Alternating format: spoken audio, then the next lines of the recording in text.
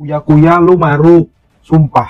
Kalian pasti udah lihat podcastnya Uya Kuya sama si Akas. Si Akas ini habis cerai sama mantan istrinya, terus diundang ke podcast Uya Kuya, terus dijelek-jelekin mantan istrinya di podcast itu.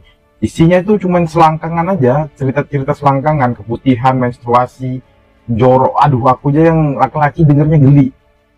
Kalau buat Akas, kau tuh pasti masuk penjara, sumpah. Yang pertama, dia ngaku di podcast itu dia selingkuh. Nah, dia kena pasal perselingkuhan. Yang kedua, dia kena pasal pencemaran nama baik. Karena aib mantan istrinya tuh, aduh, dia bilangnya menstruasi, keputihan, kotor, nggak pernah ganti celana dalam. Apa coba laki-laki gitu? Kalau mau cerai aja udah. Gentle, ngapain jelek-jelekin di belakang.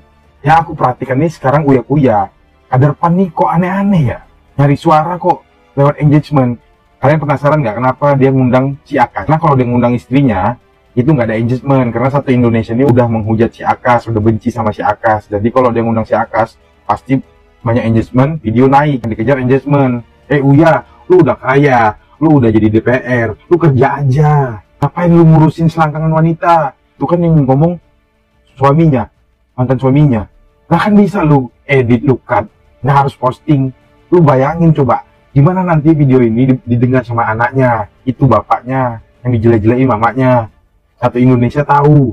Kenapa? Lu ngejar apa sih Uya? Ini gimana sih kadang-kadang depannya aneh, sumpah. Kesel. Pejabat publik kok kayak nggak pejabat, kayak amatir, sumpah. Kalau lu artis, mau sensasional, fenomenal, terserah. Ya lu mundur dari jabatan lu sebagai anggota DPR tuh lu mundur. Terserah lu mau ngapain di podcast lu. Nah ini lu pejabat publik. Gimana caranya supaya yang bagus-bagus itu lu create supaya viral. Itu baru podcast terhandal. Kayak gini mah pasti viral. Yang satu cinta-cinta, yang satu ngebahas aib wanita. Indonesia. Tuh bang, bisa nggak Uya Kuya sama Akas itu di penjara? Kalau Akasnya sih bisa, karena dia mencemarkan nama baik mantan istrinya. Yang melapor itu harus mantan istrinya. Kalau kita ini nggak bisa, kita kan cuma reaksi, cuma komentar di dunia sosial kan. Itulah cara kita bermain sosial media kan.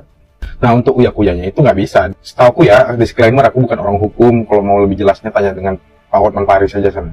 Kalau aku cuma orang yang suka baca.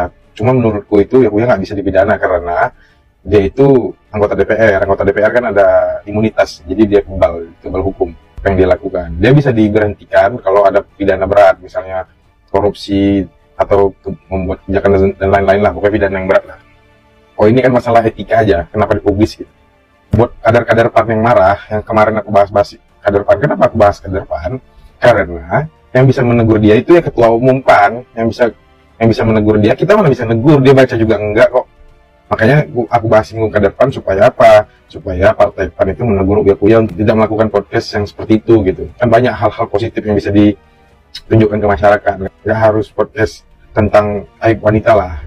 Terlebih lagi si Akas ini negara asing gitu. Ngapain dikasih wadah gitu kan. Nah jadi harap dimengerti ya. Tanya aja mah Bang Hotman Paris yang masalah hukumnya. Setelah aku sih begitu. Oke? Hai.